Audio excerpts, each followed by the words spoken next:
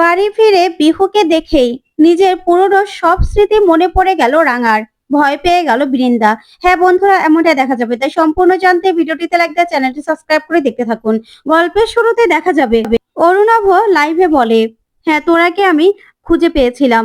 তোরা খুব ভালো তীর ধনুক চালায় ও অন্যান্য মানুষের থেকে।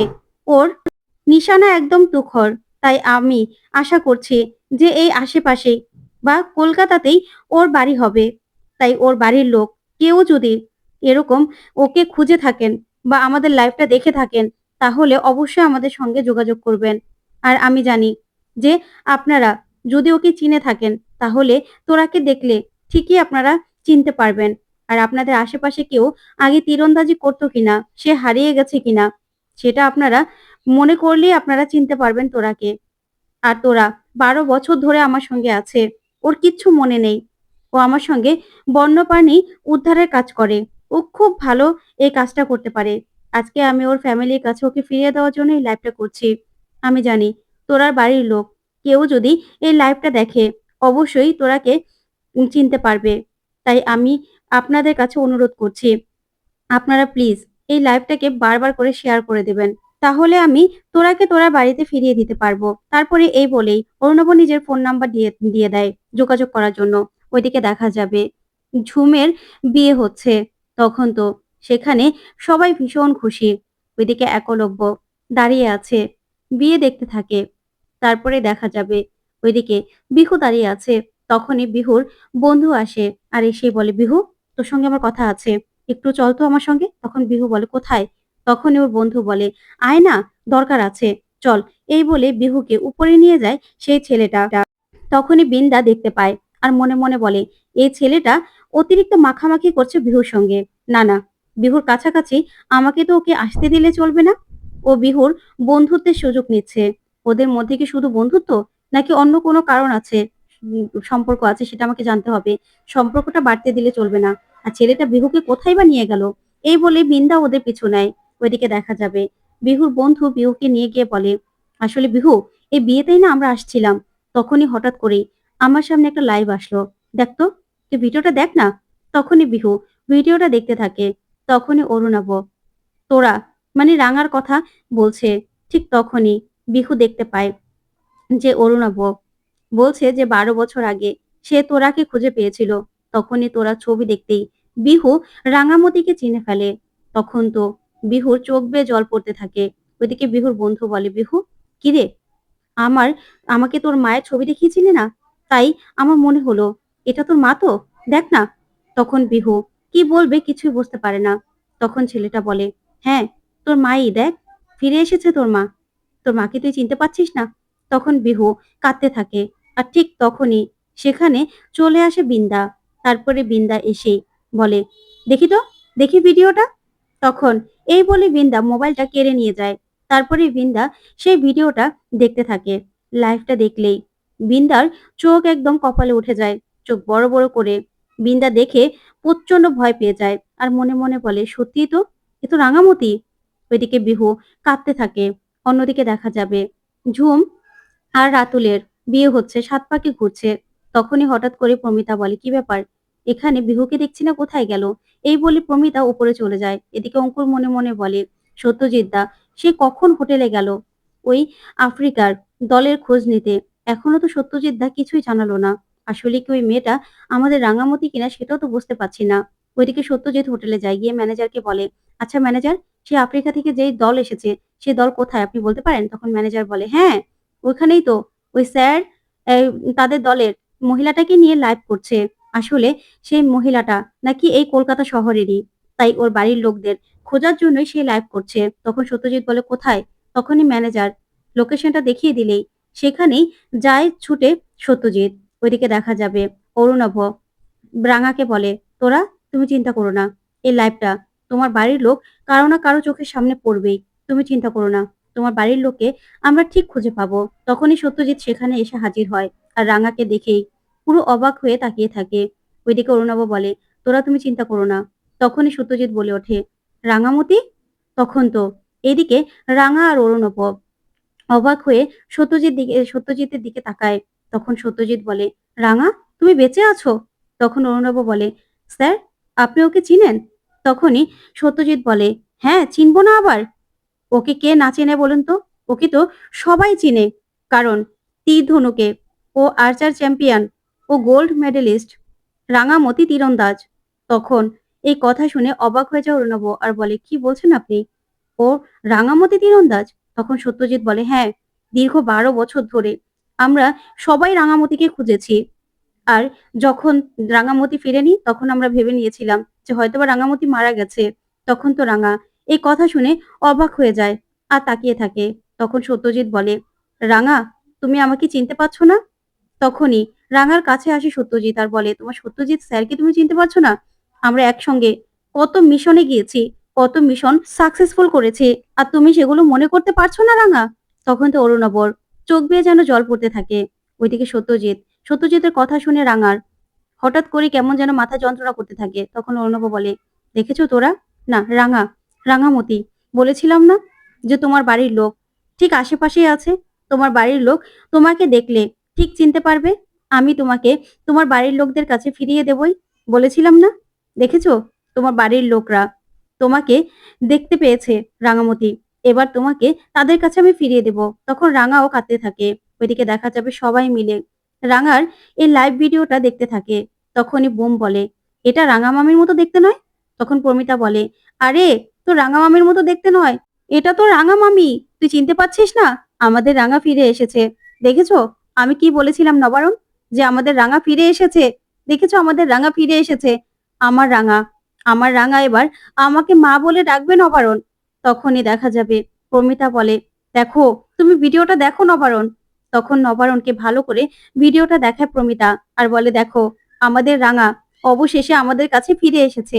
তখন তো বিহু কান্নায় ভেঙে পড়ে। ওইদিকে নবারণও কাঁদতে থাকে আর বলে, আমার রাঙা ফিরে এসেছে, আমার রাঙা। তখন এই বলে প্রমিতা বলে, না না, আমার রাঙাকে আমাকে আনতে যেতে হবে, আমি যাব, আমাকে যে যেতেই হবে।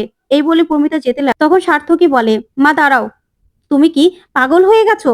এটা আদৌ আমাদের রাঙা কিনা সেটা কি তুমি দেখেছো ভালো করে? তখন প্রমিতা এই কথা শুনে সার্থকীকে বলে, একদম তুই চুপ কর, এটা আমার রাঙা। তারপর অঙ্কুর বলে, মা দাঁড়ান, আপনাকে কোথাও যেতে হবে না, ওখানে সত্যজিৎ গেছে। তখন প্রমিতা বলে, গেছে তো কি হয়েছে? তখন অঙ্কুর বলে, সত্যজিৎ আমাকে ফোন করেছিল, ও রাঙাকে নিয়ে বাড়িতে ফিরছে, আপনি চিন্তা করবেন না মা, রাঙা বাড়িতে আসছে। তখন তো নবারুণ খুব খুশি হয়ে যায়। ওইদিকে বৃন্দা প্রচন্ড রেগে তাকিয়ে থাকে।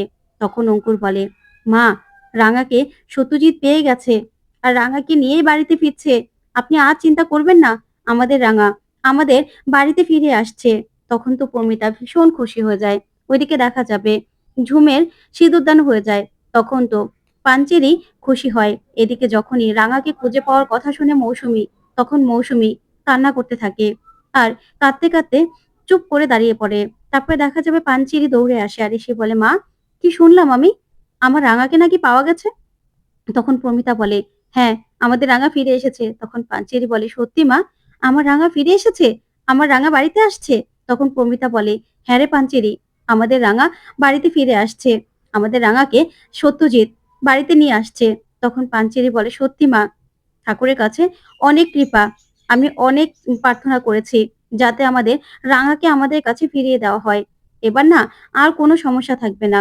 তখন এই বলে প্রমিতাকে জড়িয়ে ধরে পাঞ্চেরি। তখন প্রমিতা ভীষণ খুশি আর বলে, এবার আর কোনো চিন্তা থাকবে না, আমাদের রাঙা আমাদের বাড়িতে ফিরে আসছে। এবার আর কোনো রকম কোনো আমি অত্যাচার সহ্য করব না।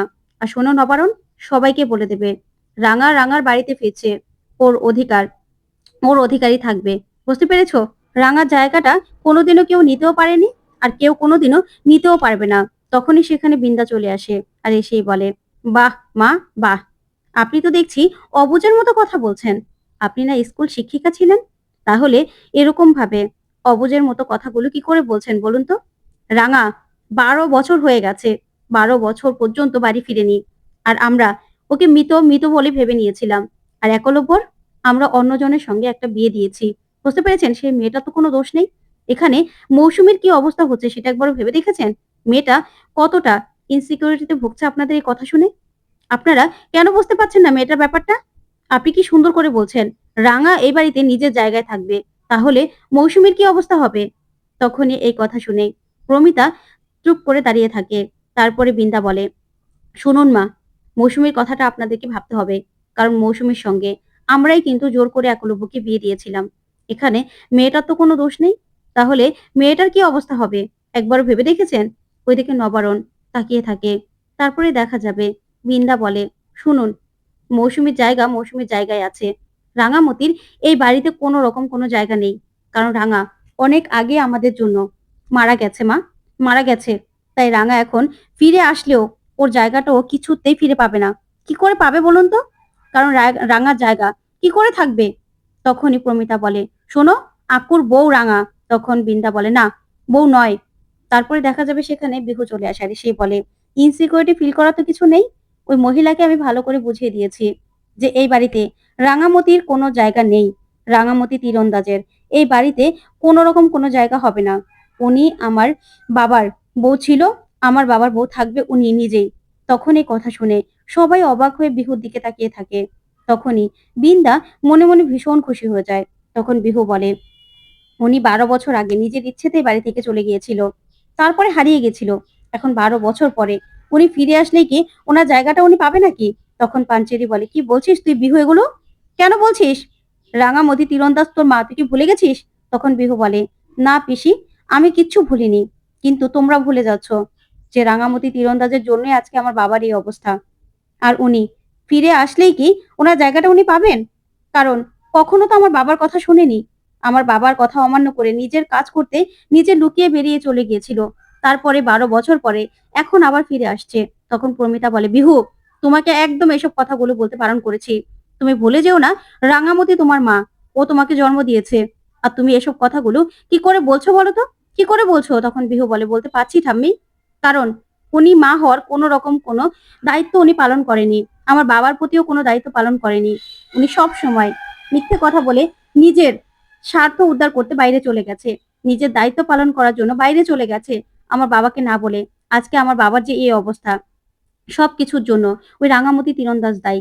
কি দাদু, তুমি বারবার করে মাকে বারণ করেছিলে না যে রাঙা এসব বাদ দিয়ে তুই এবার সংসারে মন দে? শুনেছিল তোমার কথা? শোনেনি তো।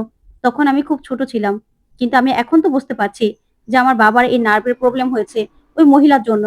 সবকিছু চিন্তা করতে করতে তাহলে ওই মহিলাকে আমি কেন মা বলে ডাকবো বলো তো?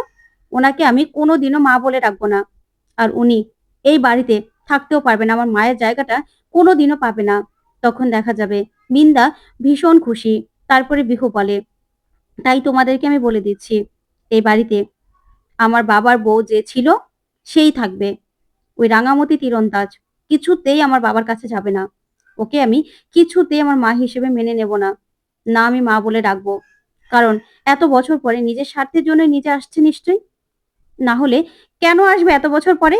এত বছর উনি কোথায় ছিল? তখনই প্রমিতা বিহুর গায়ে হাত তুলতে যায়। তখন সবাই মিলে প্রমিতাকে আটকায়। তারপরে দেখা যাবে প্রমিতা বলে, তোমার এত বড় সাহস, তুমি তোমার মায়ের নামে এসব কথাগুলো বলছো? তখনই নবারুণ বলে, দেখো দিদি ভাই, তুমি যে কথাগুলো বলছো সেগুলো ভুল। তুমি এগুলো বলো না, রাঙামতি তোমার মা। তখন বিহু বলে, কি ভুল বলছি দাদু ভাই? তুমি বলো, কি ভুল বলছি? আজকে আমার বাবার এই মানসিক অবস্থা তো ওনার জন্যই হয়েছে। তাহলে ওনাকে আমি কি করে ক্ষমা করব বলো তো? না, ওনাকে আমি কিছুতেই ক্ষমা করতে পারবো না। আমার বাবার এই অবস্থার জন্য যে দায়ী, তাকে আমি ক্ষমাও করব না। আর আমার মা হিসেবে আমি মেনে নেব না। তো বন্ধুরা, কেমন লাগলো আজকের আপডেট কমেন্ট করে জানাতে ভুলবে না। পরবর্তী আপডেট পেতে চ্যানেলটি সাবস্ক্রাইব করবে। ধন্যবাদ।